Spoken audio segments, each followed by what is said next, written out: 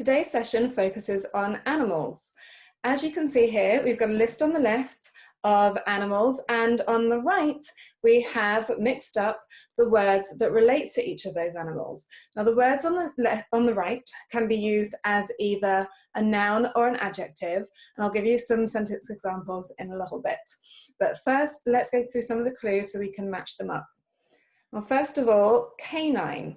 We have canine teeth. They're the sharp ones in your mouth. I think the adult canine teeth are a little pointier than children's canine teeth. But those are named after the teeth that this animal has, that a canine animal has. Now, you may have guessed that is dog. So dog goes with canine. So instead of using dog-like in a sentence, you may use the word canine instead. So he gave a canine leap. The leap was like a dog's leap, for example. In a pet shop, they may have the canine food section or the feline food section. Cats, you don't have a clue for this, but you may have heard this one before. Cat goes with feline. So you could also describe any other cat-like creatures as feline, for example, a tiger or a panther or a cheetah. Now, Aquila, relating to aquiline, there is a small star constellation called Aquila, and it's named that because it supposedly resembles an eagle. So aquiline, it goes with eagle. Aquiline and eagle.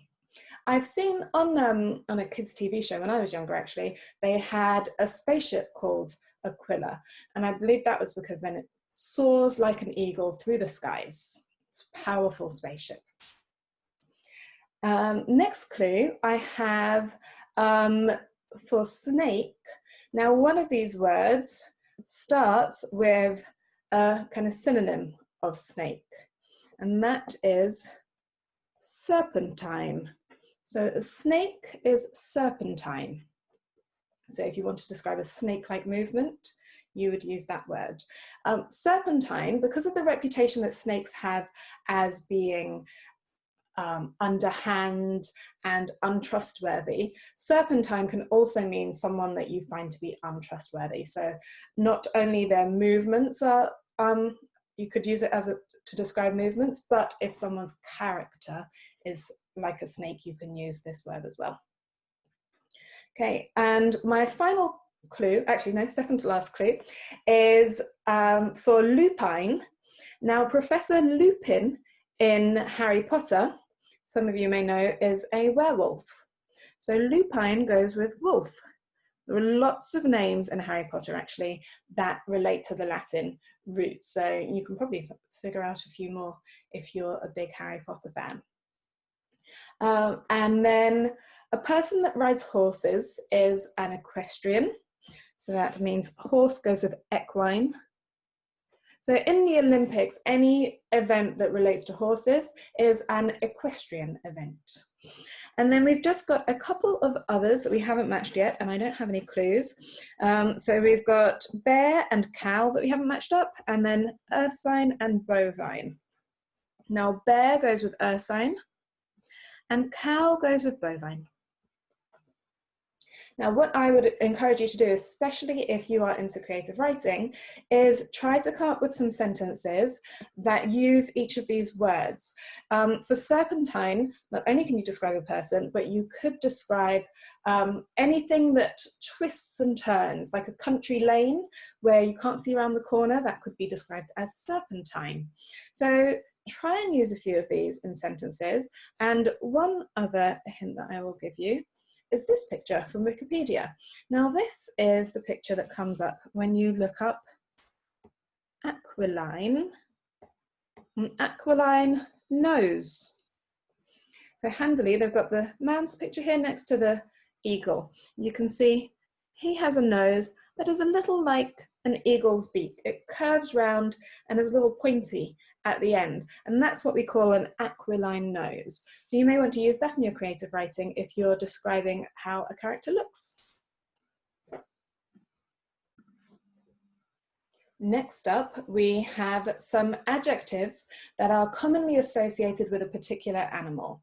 So although we can use a wide range of adjectives to describe an animal, there are certain words that are used for particular animals most often. So we're going to go through those meanings now, and then we'll match them up to the animals. So obstinate is our first one, obstinate. And that means stubbornly refusing to listen to others or change your opinion. The dictionary says that someone that is stubborn is even more obstinate than someone who is obstinate. So stubborn is like the next level of being obstinate. So write this definition down because that will help you to remember it, and then don't forget to revise it later. You can pause this video if I move too fast and you need some more time to write. Okay, ungainly. Ungainly means awkward or clumsy. It actually comes from an old-fashioned word that we don't use anymore, gainly, which means graceful. So ungainly just means not graceful. We still use the word ungainly, but strangely we don't use gainly anymore. So ungainly is awkward or clumsy. And I have a picture for this as well, I think. There we go. This giraffe is looking ungainly. Looks very awkward there with his legs splayed because he's about to drink from the lake there. Awkward looking. And next we have ponderous. Not to be confused with the word ponder, by the way. They come from the same root, but they have very different meanings. So perhaps look up ponder at home. Ponderous means slow and clumsy because of great weight. Now that's a big clue that's going to help you to match that up to that animal in a bit. Okay, so ponderous, slow and clumsy because of great weight. Next we have agile. An agile animal might swing from tree to tree. So agile means able to move quickly and easily. Now in this class we're going to use agile to describe physical movements, but you can also use agile to describe mental agility. So someone whose mind is able to move quickly, so they're smart, they're able to figure things out quickly. Mental agility, that would be. Okay, and then finally timid. So timid means shy and easily frightened. You may want to learn also the meaning of intimidate. So timid would be your base word there. And then intimidate, ate makes that the verb. So intimidate is to make someone feel frightened or shy. That wouldn't be a nice thing to do. So intimidate, it's not an animal word, but it's one that doesn't hurt to know if you're going to remember timid anyway. Okay, on to the next slide. And let's match up some of these words. So we have ponderous. Now remember that was moving slow and in a heavy way because you're so weighty. So which is the weighty animal here? That is an elephant. So an elephant would be described as ponderous. Ungainly, so that meant not graceful. An ape is described as ungainly. Now, one thing to remember here is that ungainly is an adjective. It's not an adverb. Even though it ends with ly, and most adverbs end with ly, it's not an adverb. So you can't use it in a sentence like he moved ungainly. That wouldn't be right.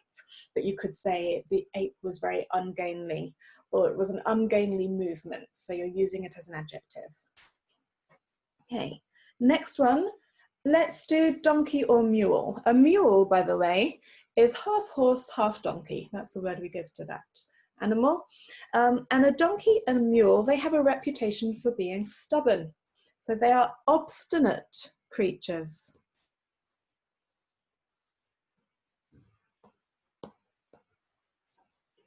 Okay.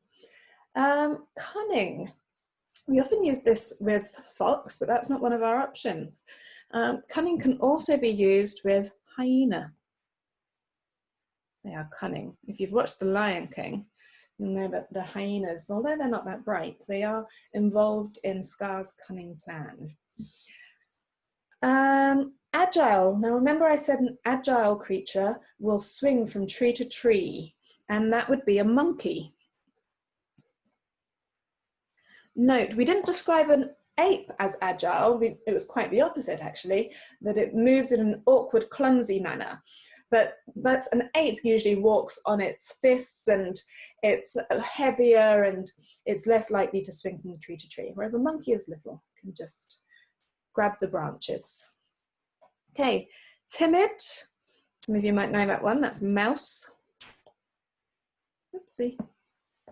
Timid. Got carried away with my arches there. Bird. Bird goes with swift, which means quick. Swift is also a type of bird. And lastly, horse goes with noble. Now, noble can mean relating to the royal family. So that's how you can remember noble goes with horse, because horses are often used in royal processions. They're used in the royal weddings, for example. Now, I'm going to do something a little bit different today and do activity 3 in a separate video. So for now, why don't you make sure you've got those definitions down that I've already given you. Stop here, write a few sentences with the words that we've discussed, and then maybe later today or tomorrow, head on over to the next video to find out even more animal words. I'm going to put the link to the next video underneath here. So click that link when you're ready to go on. And don't forget to like this first part of the video and subscribe so that you don't miss out on anything else in future. See you in the next video.